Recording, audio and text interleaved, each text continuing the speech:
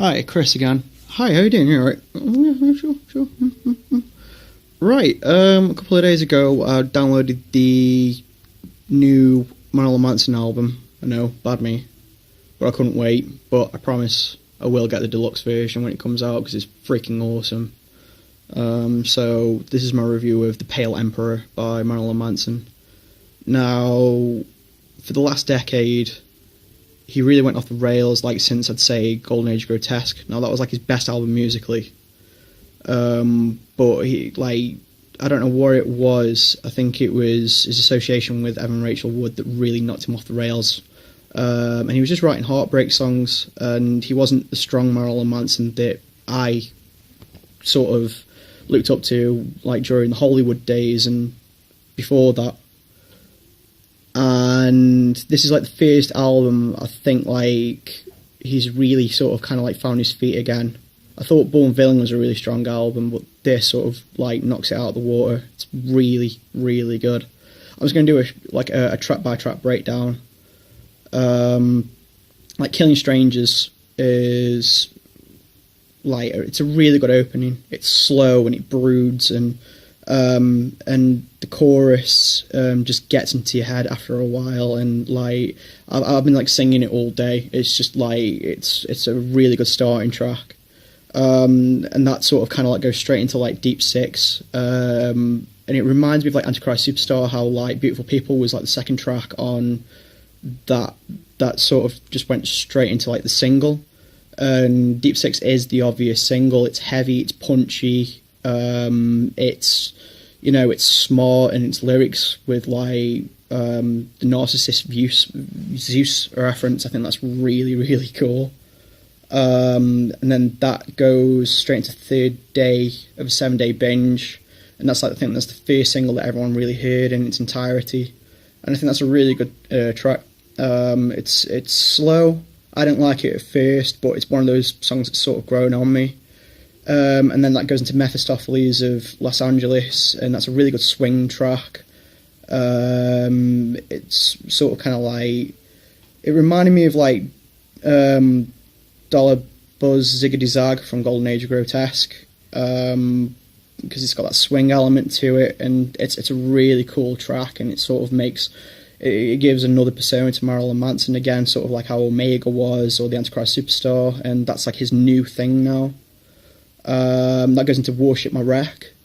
Worship My Wreck's a really slow brooding track. I think that's more of a grower as well, but it's Manson at his vocal best. I think like he's got like a new element there. The next song after that is my new personal favourite, which is Slave Only Dreams to Be King.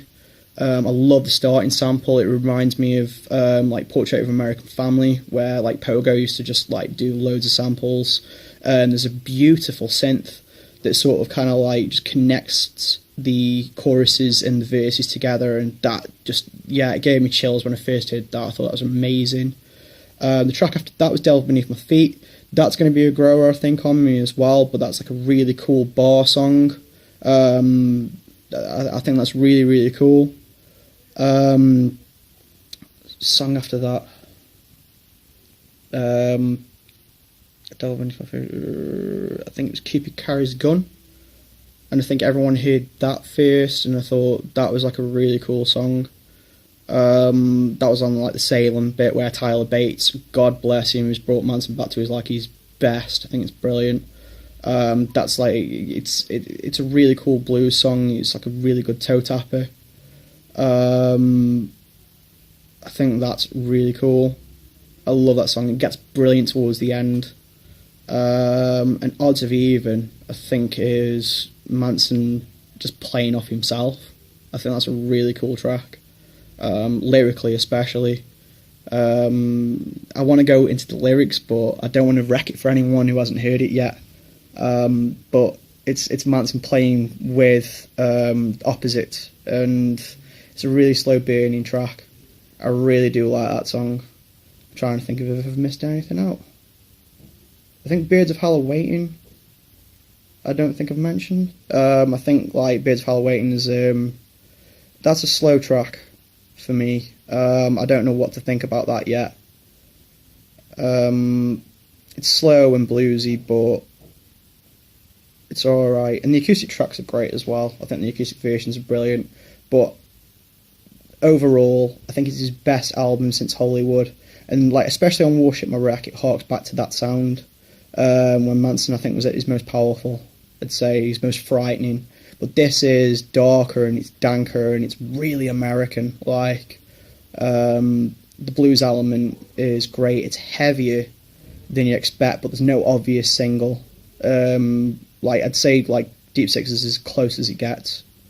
But it's definitely his best album since Hollywood. Like, definitely. How it's been produced as well. I think Tyler Bates has done a fantastic job of it. And I'd like to see this live, especially Slave to Be Only Speaking. I think it's like the best song on the album at the moment next to Deep Six. I can't think of anything else to say, but I've been a fan of Marilyn Manson since I was like 11, when my dad first brought in Rock Is Dead from the Matrix soundtrack. And I've followed his career now for years. And when I first saw him in 2009, it was when he was completely drunk off his ass at Download, and he really disappointed me. But I saw him again in like 2012, and he knocked me dead with like Rob Zombie, and he was amazing. So this year, he was really at the top of his game again, and I can't wait to see him live again. So all I can say is good luck, because like it's just got like the best reception now, and I don't think you're going to need Manson, because it kicks ass. Anyway, I run out. Thanks very much.